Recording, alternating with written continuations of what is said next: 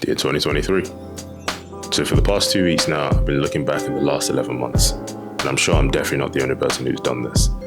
And I've mainly been looking back trying to answer the question, what have I learned in 2023?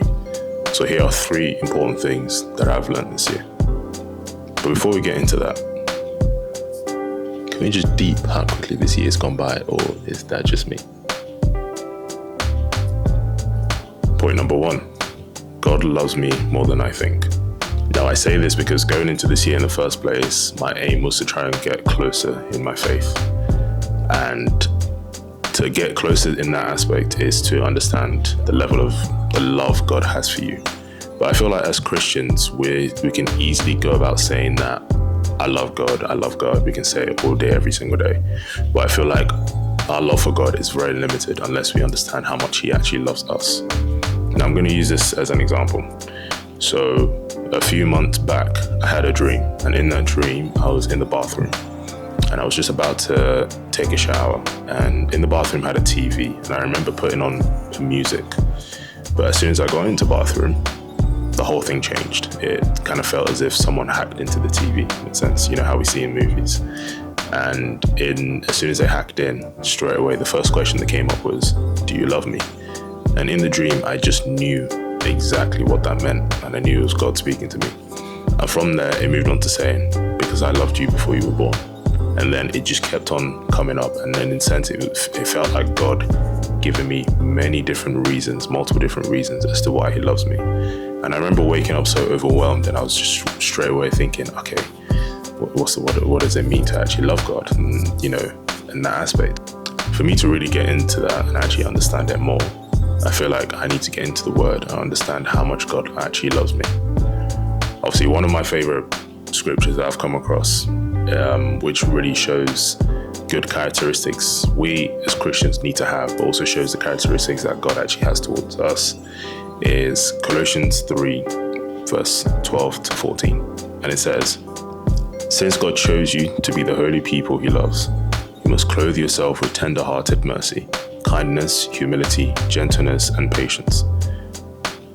And that in itself, those characteristics just shows the very similar characteristics I believe God has towards us, which us as Christians, we need to develop. And from that, we then start to understand how much God actually loves us. Obviously, I'm sure there are many other scriptures I could have chosen. I just personally like that one.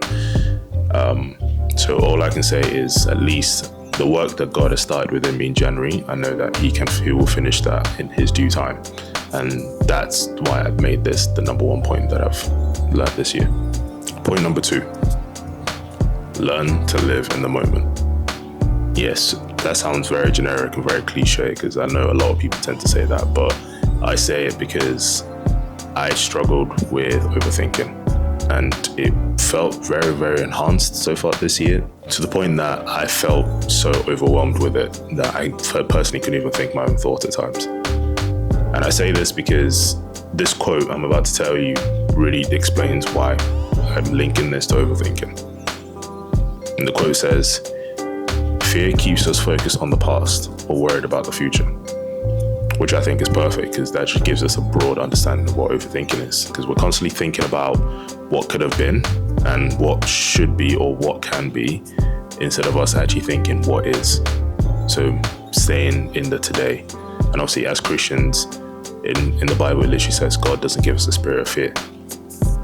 And taking into that also moves on to saying that we should only worry about today before tomorrow has its own worries, which is absolutely perfect, because why worry about something that hasn't happened and overthinking about something that may not even occur, where it's best just to think about the things of today. And I can say that God's helped me overcome that. I think I just woke up one day and I just remembered, wow, I haven't actually ever thought about anything in quite some time. So that's clearly not my own doing, so I know that's from God.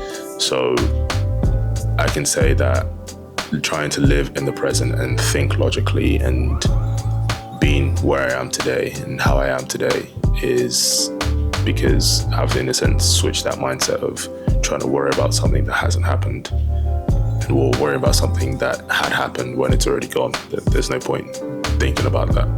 And to finish that point off, I saw this quote earlier this week on Instagram, and it says, fear has two meanings: forget everything and run, or face everything and rise. I don't know, it stuck out to me. So, and this point leads me on to my third point. Number 3, I love creating content. Now, before I get into that much, my interest for content came about when I decided to study media in school. So I studied it throughout GCSE and A-levels, and I liked the aspect of creating something, creating videos, being behind a camera, trying to think of concepts. And I think my love for movies and shows also adds to that. And from that, fast forward years, I then began to be the cameraman for church, obviously just helping out with sermons, recording of the church services, and all that kind of stuff. And then obviously in the past year, or just after COVID, then my interest for fitness came about. So I thought, why not get into content and start making videos regarding fitness or regarding lifestyle? And then I can say I've grown a lot in the past 12 or 11 months, because the start of this year, I was very timid into it, and I can say now I'm very comfortable about it. Like, don't get me wrong, the whole idea of content creating is scary, because you're pretty much thinking of an idea, filming it, editing it, and posting it on social media, hoping other people like the same idea you discovered, or whether it's your idea or you got an inspiration from somewhere else.